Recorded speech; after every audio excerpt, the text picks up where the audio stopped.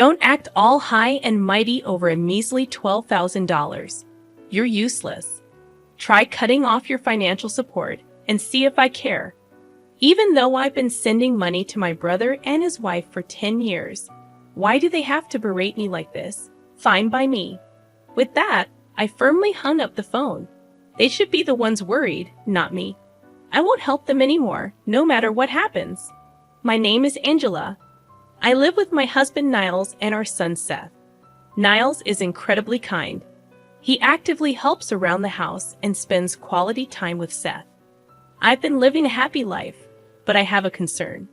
It's about my older brother Freddie and his wife Isla, who live in our family home. Our mom, named Jean, retired and moved back home after Freddie and Isla declared they would take care of her.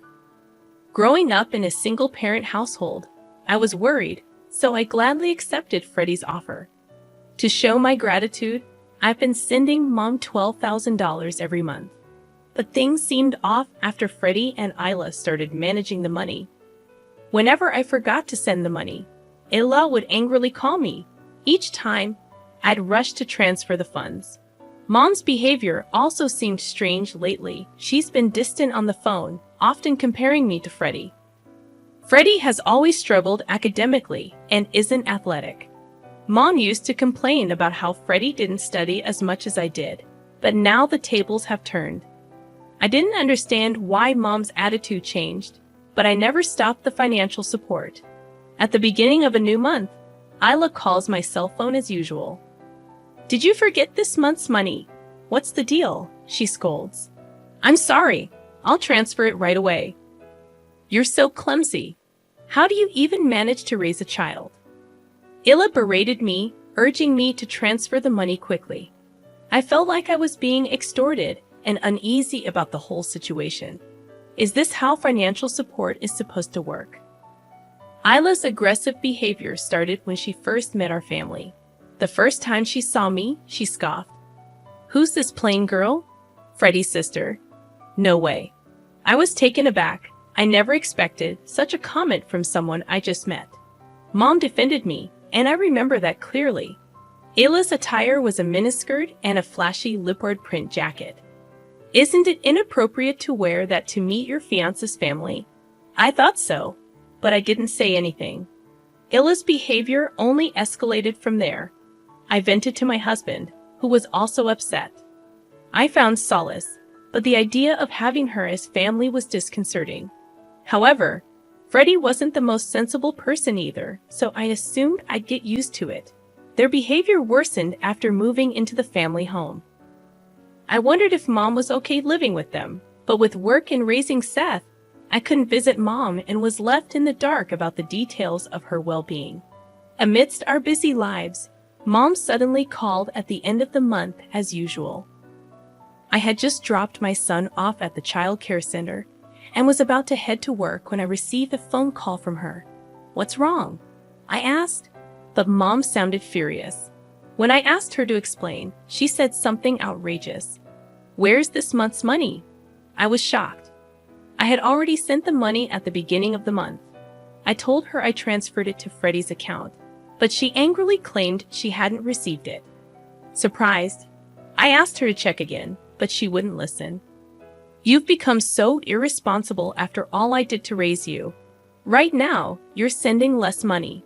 You're so ungrateful." I did send the $12,000. Enough excuses. Send the $12,000 now. If I don't get it next month, I'll cut ties with you. Learn from Freddie. He always sends $500 on time. Why am I expected to send $1.02 to 000 when Freddie only sends $500? Angry, I yelled back that I did send the money and hung up. It might have been a bit childish, but I wanted to be clear about the money. If Mom's going to unfairly scold me again next month, I need to check in with my brother. There's a chance his wife is up to something. Determined, I headed to work, my footsteps echoing with frustration. The next month, as usual, I got a call from my sister-in-law. "Did you forget this month? I always tell you to transfer at the beginning of the month, don't I?" I asked her about Mom's behavior last month, to which she responded, "Oh, she might have been a bit upset. But I leave everything about Mom to Freddie. If you're concerned, ask him. More importantly, make sure you transfer the $1.02 to 000. Got it?" She hung up without waiting for an answer. Taking her advice, I decided to contact my brother. "Hey, I wanted to talk about Mom," I said. He responded with annoyance. "What now?" I told him about the angry call from Mom last month and how she was upset about not receiving the money. To my shock, he said, "We're struggling too. Since moving back home, we decided to give Mom $500 from your $12,000 and $500 from my salary. We used the rest this month. We had some extra expenses, so we used all of your $1.02 to 000. I was stunned. I couldn't fathom that my money was being used by my brother instead of Mom. Filled with anger, I confronted him, but he skillfully dodged my questions, leaving me feeling helpless. I hung up, contemplating whether I should inform Mom about the situation. Calling her, I relayed everything my brother had said, but she refused to listen. "You're just making excuses. You probably didn't send the money this month either. I sacrificed so much for you, and this is how you repay me," Mom said, tears streaming down her face. Feeling helpless, I asked Mom to switch to a video call to prove that I had properly transferred $12,000. Mom hesitated but eventually switched to a video call. I displayed my bank card with the transaction history, hoping she would understand. However, Mom remained skeptical. "You probably faked this. I heard on the news that it's easy to make these things now. Just pay this month's amount, and we'll talk after that," she insisted. I transferred the $12,000, hoping that it would resolve the issue. Mom, acting high and mighty, demanded to see my brother's bank card as well before hanging up. Trusting Mom and my brother, I transferred the money for the current month, believing that she would realize I was right. However, a few days later, I received another angry call from Mom. Confused, I waited for her to explain. She angrily claimed that she hadn't received the money for this month and was struggling to make ends meet.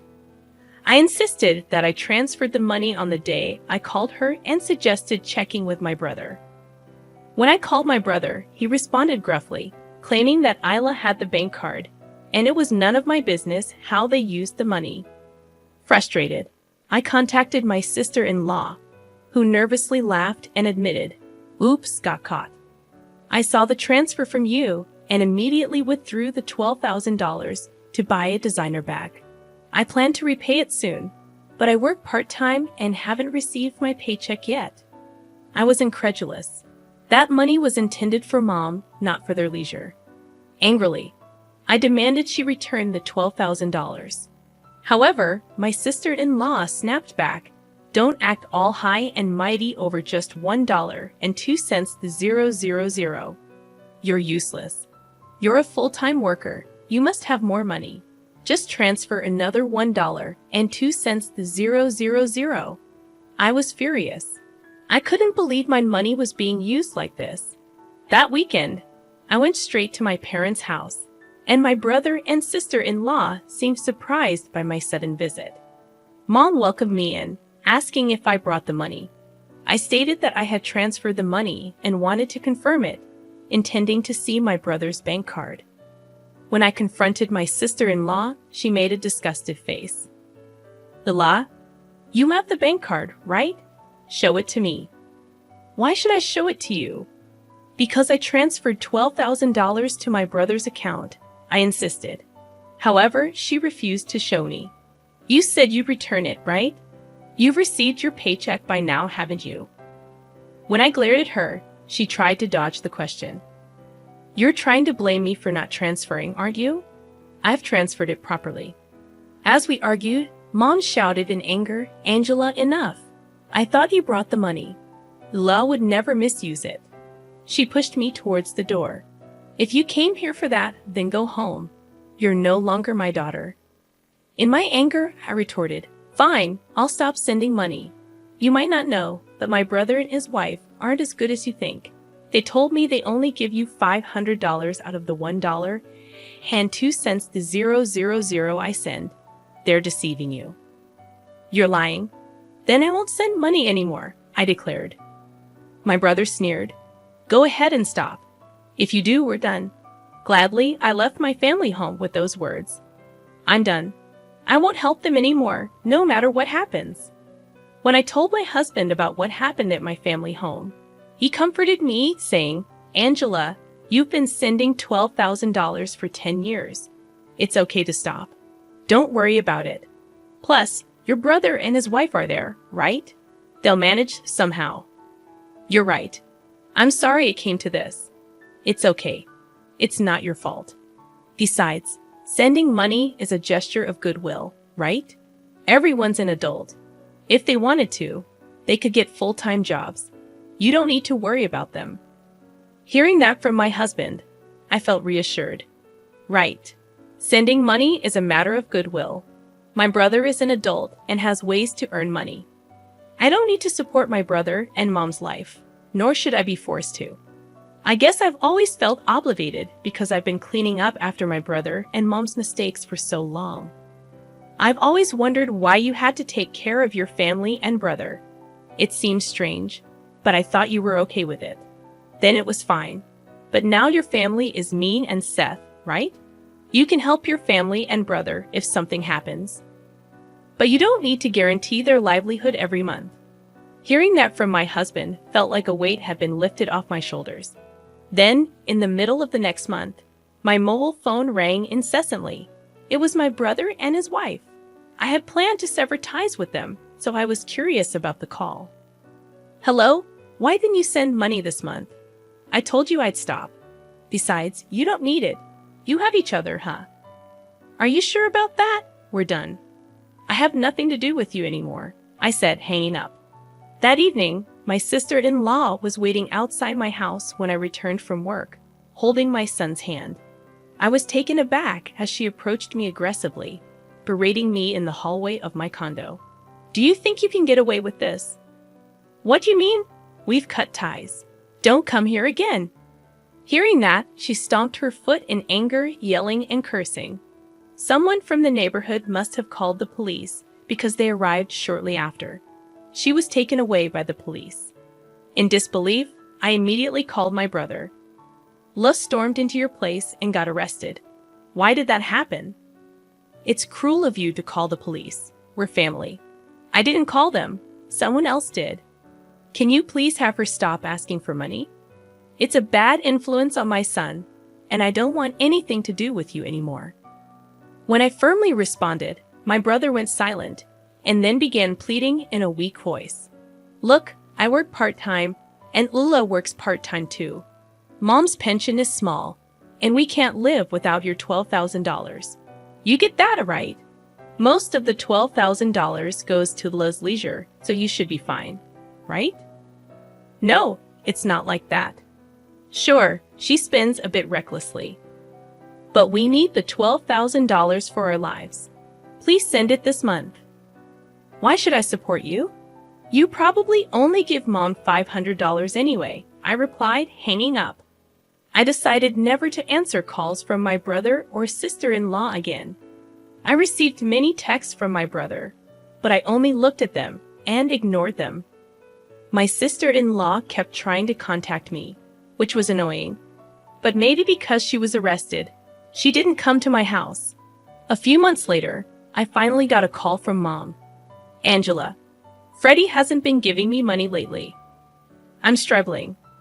I was mad before, but I realized I only have you. Mom's voice sounded weak. She then started complaining about how my brother and his wife have been treating her lately. They're terrible. They don't even give me $500 now, and they're living off of my pension. I told them to get full-time jobs if they need money, but they don't listen. Lud is hardly ever home. What should I do? Mom began to cry in a heartbroken voice. However, I didn't feel sympathy for her. I had trusted both Mom and my brother, but they betrayed me. On top of that, they told me we were done to begin with. I went to college without borrowing money from Mom. I even paid off my brother's student loans that Mom had been burdened with. That's more than enough. Mom, if you don't want your pension taken by them, why not kick them out of the house? They're adults. They can manage on their own. I gave that piece of advice and ended the call with Mom. She seemed to want to say more, but I had made up my mind not to get involved. They can figure things out on their own. I have my own challenges to deal with. In the end, it seems Mom kicked out my brother and his wife because of their terrible attitude. Having been evicted, they apparently moved into an old apartment. Since that incident, Mom hasn't been very involved in my life, perhaps feeling awkward. Once my brother called, he kept trying to contact me, and when I answered, he said they were in debt because of his wife's excessive spending. He asked for help, but I ignored him. I no longer see Mom, but I live happily with my son and husband.